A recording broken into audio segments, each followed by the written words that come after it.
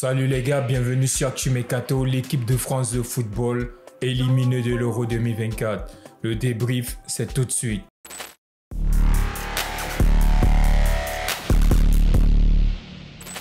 L'équipe de France de football éliminée 2-1 face à l'Espagne avec les buts de Randal Kolo Muani, Lamine Yamal et Jules Koundé contre son camp. Les gars, si on revient sur le jeu, comme depuis le début de cet Euro, si vous regardez mes précédentes vidéos, je vous ai parlé d'un truc et ça fait de cela 10 ans déjà, plus de 10 ans même que Didier Deschamps est à la tête de cette équipe de France.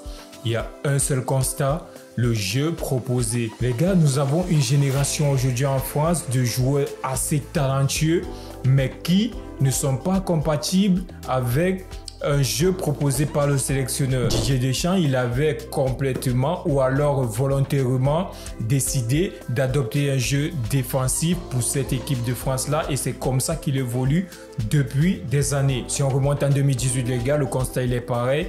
Toujours avec un jeu basé uniquement sur des contre-attaques, sur des phases arrêtées et sur un jeu en transition. Hier, Kylian Mbappé était en 1 contre 1 avec un mec de 37 ans, Jesus Navas. Je ne sais pas si vous arrivez à comprendre que Kylian Mbappé n'a pas réussi à faire un duel contre Jesus Navas, 38 ans aujourd'hui. Les gars, comme je vous disais, le football, il ne ment pas. Quand tu ne proposes rien, quand tu n'as aucune envie, tu n'as aucune grinta, tu n'auras pas le résultat que tu souhaites avoir. Contre le Portugal, il a suffi d'une mèche, les gars, pour que la France soit éliminée.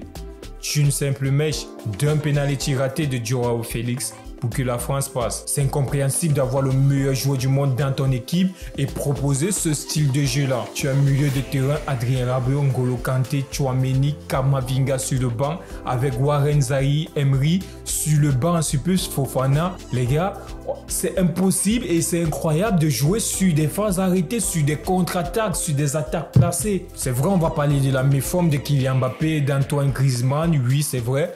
Mais les gars, ça fait plus de 10 ans que Didier Deschamps nous fume les yeux avec ce système tactique-là. N'oublions pas aussi ça, les gars. L'absence de certains cadres comme Paul Pogba aujourd'hui est cruciale pour cette équipe de France-là. Il n'y a plus de milieu de terrain créatifs qui peuvent faire la transition entre le milieu de terrain et l'attaque. Mais les gars, aujourd'hui, si on veut se baser uniquement sur les joueurs que nous avons, Kamavinga, Tchouaméni, Rabiot, Fofana, Warren, les gars, c'est pas avec ce style de jeu. Tu peux pas commencer un match en laissant la possession à l'Espagne, les gars, en revenant jouer en bloc bas et en espérant marquer sur des contre-attaques ou alors les phases arrêtées. Et aujourd'hui, si Kylian Mbappé a été titulaire tout au long de cette compétition, les gars, c'est par son nom et non par le jeu qu'il nous a proposé. Si on se base sur le jeu qu'il nous a proposé, Kylian Mbappé devait largement être sur le banc et nous laisser Bradley Barcola titulaire. Avec l'entrée de Bradley Barcola, 3 actions, il a fait ce que Kylian Mbappé n'a pas fait tout au long de cette compétition. Les gars, faut pas oublier, en face, c'était l'Espagne. On a vu un Lamine Yamal qui nous a prouvé encore aujourd'hui que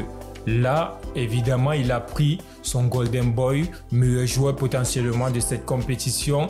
Et là, je suis sûr que il va terminer dans le top 10 Ballon d'Or cette saison. Pour moi, je ne vais pas comparer Lamine Yamal à Lionel Messi à ses débuts.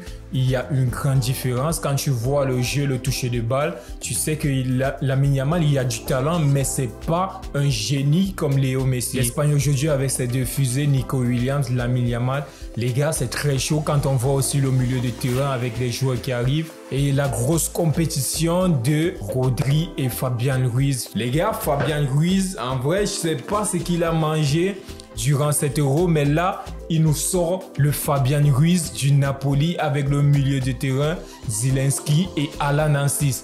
Les gars, il est à son prime actuellement pour cet Euro. Il nous remonte des souvenirs de 2021, 2020 avec le milieu de terrain du Napoli, Alan Nancis, Zielinski et Fabian Ruiz au milieu de terrain. Rodri hier soir, gros match, grand patron, capitaine à la fin du match. Les gars, je crois Rodri c'est le seul joueur dans cette équipe d'Espagne qui a dignement représenté ou alors il a fait oublier carrément son idole qui est Sergio Busquets.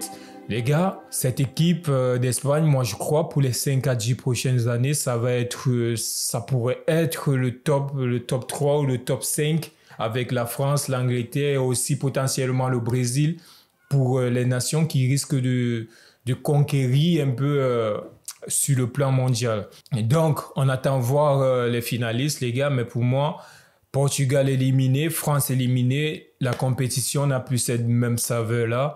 On va juste regarder et que le meilleur gagne. Et j'espère pour moi que Jude Bellingham puisse gagner pour être potentiellement favori pour le Ballon d'Or. Parce que là, Vinicius, Kylian Mbappé, KO nul pour l'Euro ou alors pour la Copa América, ils ne nous ont pas satisfaits.